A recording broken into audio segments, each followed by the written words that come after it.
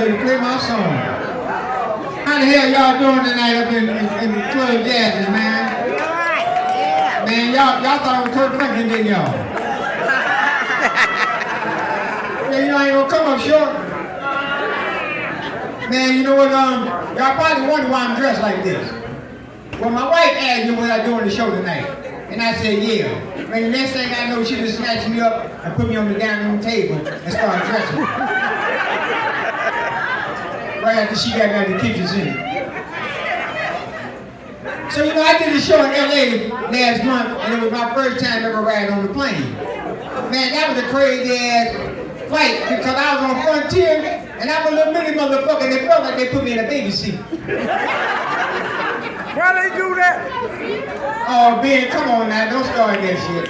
Because they thought I was a baby. You know what I'm saying? But man, the flight fucked me up because of my first time ever going out of town on the plane.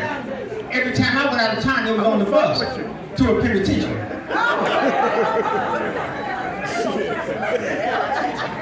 And I found out in 79, that was my first bus ride to a penitentiary, and fucked around in 83, they called me back. They called me back to the penitentiary, because I did some more criminal shit. And that's what they do. They call your ass back. Man, you feel like a Arrested Development. But it was all kinds of shit that was going on. They waited till you grow up. So I'm little daddy, y'all. I'm the titty man. And I thought, they told me, they said, when you're doing comedy, you need to read the room. I'm gonna ask y'all right now. Anybody that ain't never had sex, raise your hand. Just you two motherfuckers, y'all must live together. They never had sex, they know damn well you're lying. You know what I'm saying? They ain't never had sex. There's probably a lot of pussy sucking and dick sucking going on, and mama talking they ain't never had sex. Now, if you in church, I'm gonna fuck you up, because I'm Filthy McNasty and Dirty Lowdown. Yeah, you the only one eat shit. And I talk dirty shit. I talk dirty shit. Then we ain't gonna have that shit about your ass tonight. Stay in grown folks' place. Grown folks don't do shit like that. That's kid shit. You gonna fuck around and come up and fuck with me. Nah. Go ahead on, Ben. I ain't got time for that shit. I'm getting back to business. So anyway, like I said, I ain't gonna come up short twice. Like I said, I'm the titty man.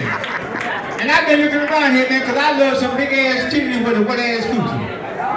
And I realized one thing, everybody want coochie. Some men want coochie so bad they have a surgery just to get one. Short people. You think I'm bullshitting? Ask Caitlyn Jenner.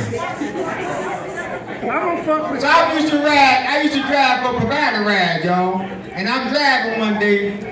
I'm going down the street and I stop at this light and I see this Jeep pass me, had some orange eyelashes on it.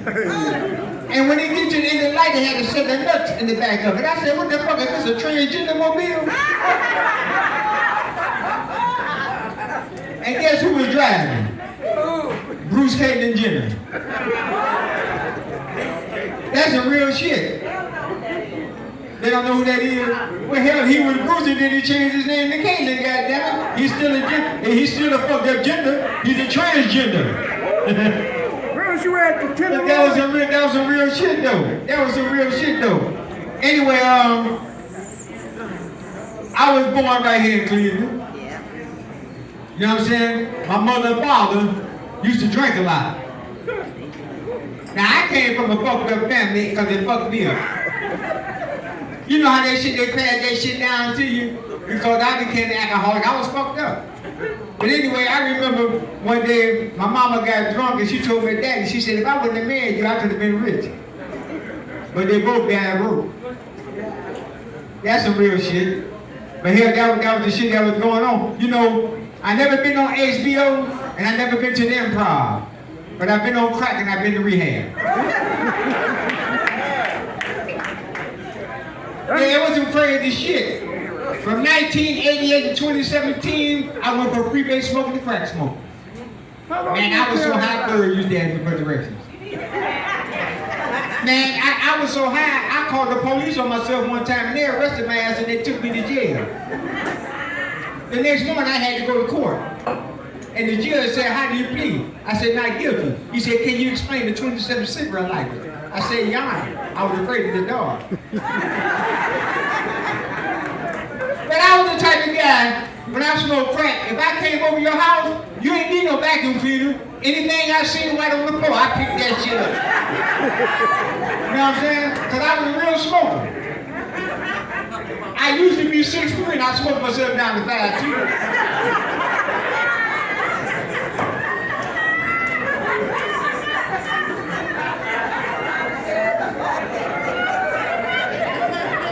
Where my ex-crackheads at? I'm the only one? Yeah!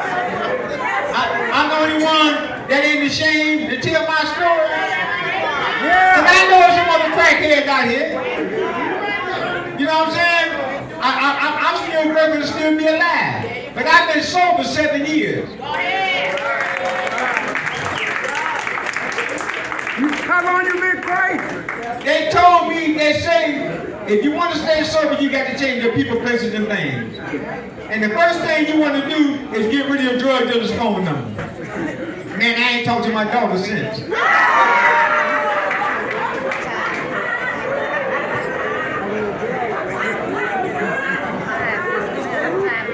You working hard today, baby. But that ain't no joke. Me and my daughter still ain't talking to this day. And it kind of messed me up because I don't get a chance to, talk to my grandkids. But before I came here, y'all, I was outside and I was talking to a young lady. She was out there smoking weed. And I asked her, was she addicted? She said, man, I got 6 kids. I said, ain't that what the dick did? But evidently she was addicted to the dick. She got 6 kids, right? So I'm going to tell y'all right now, I don't wear condoms no more. Yeah, because Black Lives Matter. Last time I wore a condom, I took it off. You can hear voices saying I can't breathe.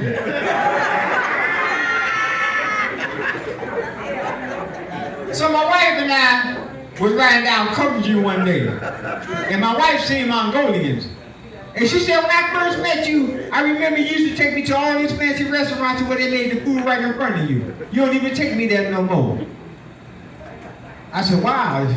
She said, that's why I want to go to tonight. I said, for real? She said, yeah. Man, she was mad as hell when I pulled up the subway.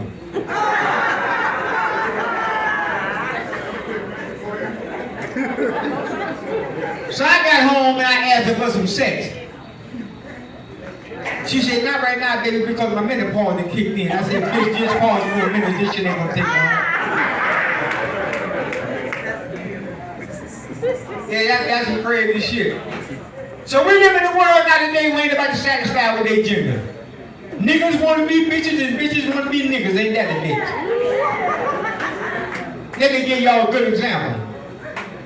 The other day I was at the gas station and I seen this young lady with some big titties. Now mind you, I'm little daddy, I'm the titty man. And I asked the young lady, I said, if I lick it, can we kick it? You know what she told me? She said, I don't do guys. I said, I don't either, but I'll be your bitch for a day. I told her, I said, shit, I eat coochie too. Eating coochie is like eating real. If you don't get that shit all over your fingers in your face, then you ain't eating it right. Now, I'm not bisexual about my sex. That's some real shit. Because I ain't going to come up short twice. I'm little daddy. I'm the titty man. Ladies, I'm 70 years old. Don't I got that sex appeal? Don't I got that sex appeal at 70 years old? That's how I do sex with appeal. Last week I took a Viagra, the damn thing got stuck in my throat. My damn neck was stiff for about 6 hours.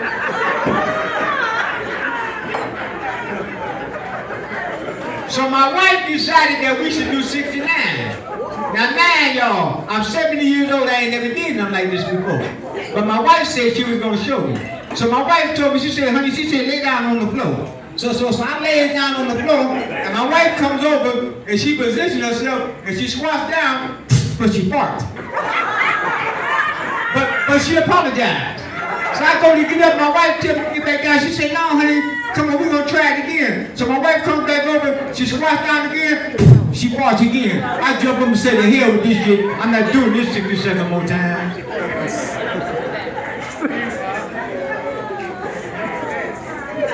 wife still farting in my face now today. You know, my wife, I got a young wife. I'm 70 years old. My wife just turned 47. We've been together for a long time. My wife, she's sitting right there. That's my beautiful thing, man. You know what? She was with me through my addiction and everything. You know what I'm saying? That's a real soldier. I got mad at her the other day because she didn't come to a comedy show last week. And I told her I ain't want to be married no more. Yeah, I got upset, but she still stayed with me. But the killer part was, I told her I wouldn't wear my ring no more. So we laid up in the bed, and she reached over and she grabbed my hand. She don't think I remember. And she peeled my finger, but she peeled this finger here to see if the ring was on it. Boy, I just wanted to bust out laughing. You know what I'm saying? But she stuck with me though. And she's still there. You know what? It's hard to get a good woman nowadays, like I say, especially the age my wife is 47, my oldest daughter is 51. Yeah. And people be saying, man, you robbed the cradle. But I don't know. I said, you need to talk to her and find out what's going on. Hell, maybe I was the one who got robbed. But like I said, I ain't gonna come up short twice. So where the married people at in here? I was married 2.5 times, y'all. Yeah, 2.5 times. I married this first girl when I was in the county jail, and when I got out, she was gone. They married somebody else, you know what I'm saying? And then I ended up being with a woman for 25 years, so I met my wife when I was with my wife. And a lot of people say, well, how do you do that? Because she was my side piece, now she's my whole piece. That's what they happened 2.5 times. I mean, but you know what? Life goes on, you know what? I'm still having fun. How many of y'all got kids? Now, you know, children do crazy shit, don't they? And I can tell you why. Because now, I'm raising my niece's children. And the school called me because the oldest child was messing up in school. So when I get to the school, they take me to the room where he at. But now the teacher was asking the kids, say, I want y'all to use the word fascinate in the sentence. So I'm standing in the back because I ain't want to cause no trouble right then and there. So this girl raised her hand and the teacher called on her. She said, yeah, go ahead. She said, well, this summer I was down south visiting my grandfather. He had some sheep on his farm and they were fascinating. The teacher said, no, I want you to use the word fascinate. So another young lady raised her hand and the teacher called on her. The teacher said, yeah, go ahead. She said, I was in LA this year and I ain't never been there before. That was my first time being out of town and I was fascinated. She said, no, I want you to use the word fascinate. So this little boy is sitting in the back of the room and he raised his hand and the teacher called him. He said, my Aunt Curlin got a sweater with 10 buttons on it, but the teacher's are so big she can only fascinate.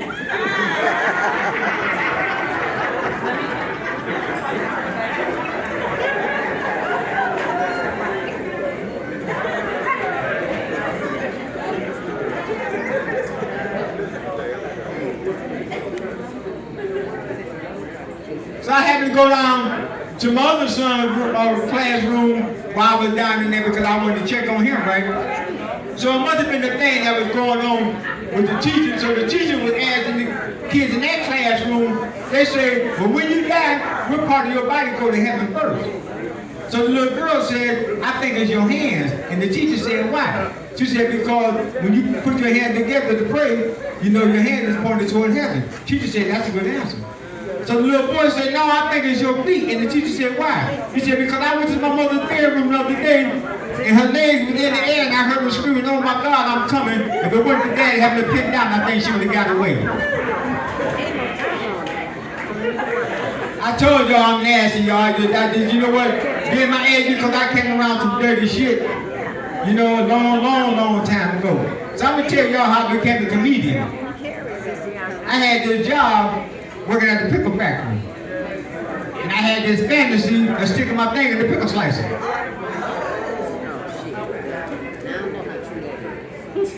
Yeah, it was just a fantasy, y'all. Every day I would walk by and I would look in and I had that fantasy of sticking my finger in the pickle slicer. I even called home and told my wife about it. She said, why would you want to do something like that? What if something happened to it? What am I going to do? I said, honey, this is fantasy. So y'all, on my 8th year, I did it. Yeah, I stuck my finger in the pickle slicer. And I went home and I told my wife, I said, honey, I did it. She said, what happened? I said, I got fired. She said, no, with the pickle slicer. I said, shit, that bitch got fired too.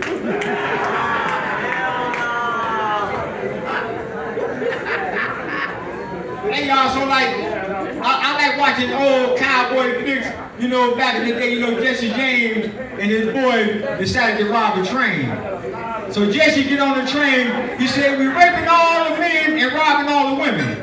And a woman stood up, she said, well, Jesse, ain't you doing that wrong? Don't you supposed to be raping the women and robbing the men? A sister said, shut up, bitch, let Jesse rob the train.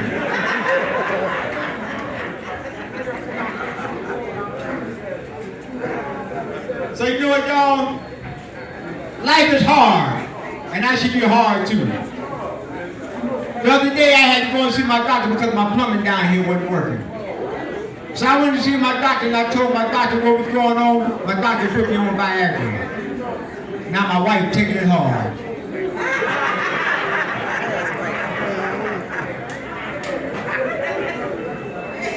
So the other day I was on my way to work and forgot to take my blood pressure pill. Man, I turned back around and ran in the house and I grabbed the pill. I didn't grab the wrong damn pill. I didn't grab the Viagra by mistake. Man, that was the first time I ever worked hard on the job. So this dude that looked like a lady pulled up on me when I got to work.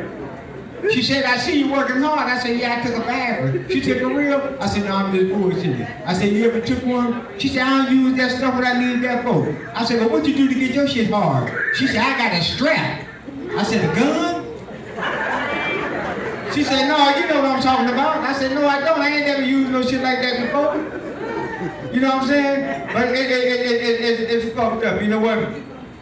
I remember one time, you know, men and women are different. You know how a woman and a man get into an argument and a woman might get mad and she want to leave him and she'll go and lay with another woman because they can get that shit off. I said, man, I had a woman that broke my heart. I called my buddy, she snatched my heart out almost. I called my buddy and said, man, I don't know what I'm going to do. I said, man, the girl done left. He said, well, man, you're going to be all right. I said, well, you know what? I said, I know how women can go to another woman, but I ain't going to be trying to go to my buddy. Look, man, I'm going to start sucking dick now. She gone. Fuck that shit. Now, look, daddy. Not the titty, man. I got to keep on stroking. That's one thing about me. You know, when you get the short guy, because they always talk about a little bitty guy, you might not feel me on you, but you'll feel me in you. Because I ain't going to come up short twice. You know how the women always say, girl, look at his shoes, and you can tell what you're getting. Shit, don't believe that shit.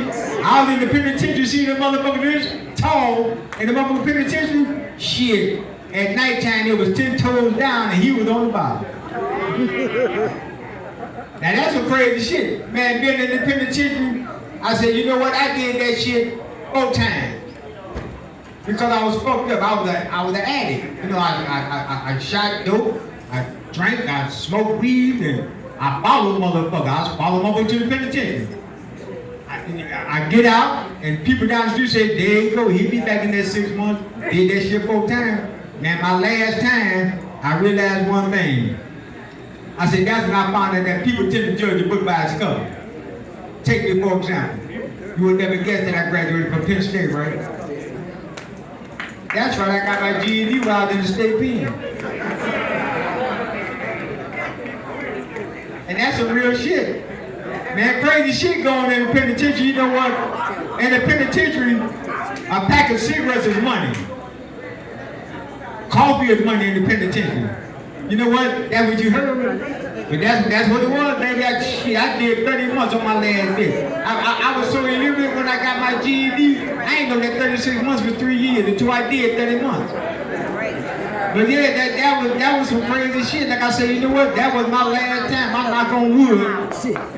When I left about that motherfucker, I said, I ain't coming up short twice. Now that I've been here. Man, you know what? But it's crazy. And then when I ended up smoking crack, I ended up smoking crack because I did some foul shit. I followed this young lady. I'm trying to get some pussy, right? I went into this motherfucking house and took one hit and was stuck for 29 years. Yeah, I smoked the wrong crack. I was supposed to be smoking crack between her legs. You know what I'm saying? And that's when I found out, you know what? It was two different kind of cracks out here. You can smoke some crack, and she can wash her crack and sell that motherfucker again. And you be cracked up. Yeah, but life is good though, man. You know, life is good though. I had this dream one night, and Bernie Mac came to me in the dream. When Bernie Mac came to me in the dream, he said, "Look, Daddy, I see they've been messing with you with your company." He said, "But tell this joke, because I don't think they heard me the first time." So me, a white guy and a Mexican guy walking down the road talking. And I said, "Man, I want to go to heaven." White guy said, "God, right down the road." I said, "How far?" He said, "About a half a mile." And I'm going to tell you right now, little daddy, your name ain't on the list. I said, "What?" He said, "Little daddy, your name ain't on the goddamn list." I said, "Well, maybe I can try." He said, "Maybe you can. Maybe if you can ask the Lord the question, is everything all right over there? Is everything all right over there?" He said, "I think if you can ask the Lord a question, he just might let you into heaven." So I whispered in the Lord's ear, y'all. The Lord looked at me. He looked up, he looked down. He said, "Open the gate." And I walked through the gate. The white guy said, "How you get through that gate? That's some bullshit. How you get through that gate?" So the white guy went to the father. He said, "Father, what did that black guy ask you?" He asked me, "When would black people ever stick together?" Yeah, but that was some good old stuff, man. I got distracted, you know what's going on over there. But I'm still funny. I'm still little daddy. You know, there's some all kinds of shit is going on. So I'm gonna tell y'all, everybody need to get a white friend, and I'm gonna tell you why. I said, 'cause I had a white friend, and every time I would talk to him, it would always be about religion. So one day he told me to come to his church. So I went to his church. I got all suited up and booted up like I'm clean now, and I'm standing there, and the priest come down. So I extended my hand for the priest to shake my hand. He walked right by me. He goes to my white buddy over there. He eating popcorn, making all kinds of noise and messing everything. So I see the father do like this here to him, and he walks away. So I go over to my white friend. I said, "Man, I'm cleaning everything." I said, "The father walked right by me, and he came over here and blessed you." He said, "No, man, he ain't blessed me." He said, "You pick up that popcorn and get these two fuckers out of here." That's my time, y'all.